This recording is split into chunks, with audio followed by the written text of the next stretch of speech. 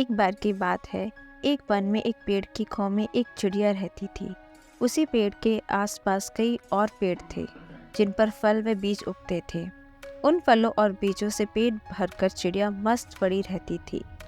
इसी प्रकार कई वर्ष बीत गए। एक दिन उड़ते उड़ते एक और चिड़िया सांस लेने के लिए उस पेड़ की टहनी पर बैठी। दोनों में बातें हुई। दूसरी चिड़िया को यह जानकर आश्चर्य हुआ कि वह केवल एक ही पेड़ के फल व बीज चुगकर जीवन गुजार रही थी। दूसरे ने उसे बताया, भाई, दुनिया में खाने के लिए केवल फल और बीज ही नहीं होते, और भी कई स्वादिष्ट चीज़ें हैं, उन्हें भी खाना चाहिए। खेतों में उगने वाले अनाज तो बेजोड़ होते हैं, कभी अपने खाने का स्वाद बदल कर तो देखो। दूसरी चिड़िया के उड़ने के बाद वह चिड़िया सोच में पड़ गई। उसने फैसला किया कि कल वह दूर नजर आने वाले खेतों की ओर जाएगी और उन अनाजों का स्वाद चखकर देखेगी। दूसरे दिन चिड़िया उड़कर एक खेत के पास उतरी। खेत में धान की फसल उगी थी। चिड़िया ने कोपले खाए, उसे वह अति स्वादिष्ट लगे। उस दिन के भोजन में उसे इतना आनंद आया कि खाकर तृप्त होकर वह वही आंख मूंद कर सो गई। उसके बाद भी वह वहीं पड़ी रही, रोज खाती पीती और सो जाती। 6-7 दिन बीत गए, उसे सुध नहीं आई कि उसको घर लौटना चाहिए। एक दिन एक कौवा घर की तलाश में घूम रहा था। उस इलाके में जमीन के नीचे पानी भरने के कारण उसका बिल नष्ट हो गया था। वह उसी चिड़िया वाले पेड़ के पास आया और उसे खाली पाकर उसने उस पर अधिकार जमा लिया और वहाँ रहने लगा। जब चिड़िया वापस लौटी तो उसने पाया कि उसके घर में तो किसी और का कब्जा हो गया है। चिड़िया क्रोधित होकर बोली, ए भाई, तू कौन है और मेरे घर में क्या कर रहा है? कौवा ने दांत दिखाकर कहा, मैं इस घर का मालिक हूँ। मैं 7 दिन से यहाँ रह रहा हूँ। ये घर मेरा है। चिड़िया गुस्से में फट पड़ी, 7 दिन? भाई, मैं इस खो में कई वर्षों से रह रही हूँ। किसी भी आसपास के पक्षी या चौपाई से पूछ ले। कौवा चिड़िया की ओर देखता हुआ और उसकी बात काटते हुए, सीधी सी बात है, मैं यहाँ आया और ये घोंसला खाली पड़ा था और मैं यहाँ बस गया। अब क्यों मैं पड़ोसियों से पूछता फिरूं? चिड़िया गुस्से में बोली, कोई भी घोंसला खाली मिलेगा तो यह मतलब है कि तुम उसमें अपना हक जमा लोगे और तुम वहाँ रहने लगोगे। मैं आखिरी बार कह रही हूँ, शराफत से मेरा घर खाली कर दो, वरना। कौवा, उसने भी ललकारते हुए कहा, वरना तू क्या कर लेगी? यह मेरा घर है, तुझे जो करना है कर ले। चिड़िया सहम गई। वह मदद और न्याय की फरियाद लेकर पड़ोसी जानवरों के पास गई।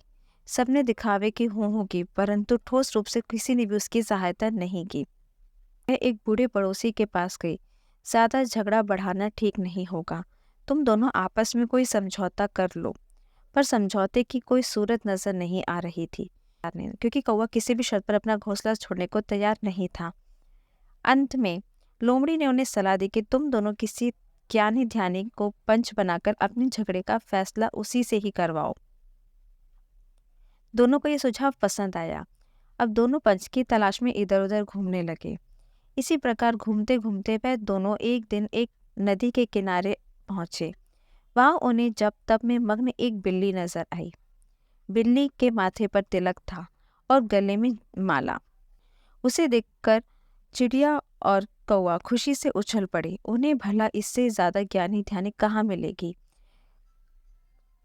कौवे ने कहा, चिड़िया जी, क्यों ना हम इसी से ही अपने झगड़े का फैसला करवाएं। चिड़िया बोली, मुझे कोई आपत्ति नहीं, पर हमें जरा सावधान रहना चाहिए। कौवा पर तो बिल्ली का जादू चल गया था।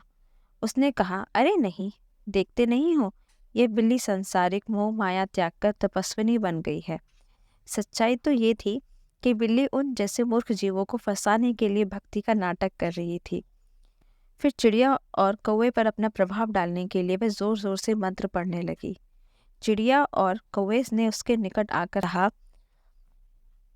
प्रणाम। तुम दोनों के चेहरों पर चिंता की लकीरें हैं, क्या कष्ट है तुम्हें बच्चों? चिड़िया ने विनती की, हमारे बीच में एक झगड़ा हुआ है, हम चाहते हैं कि आप उसका फैसला करें।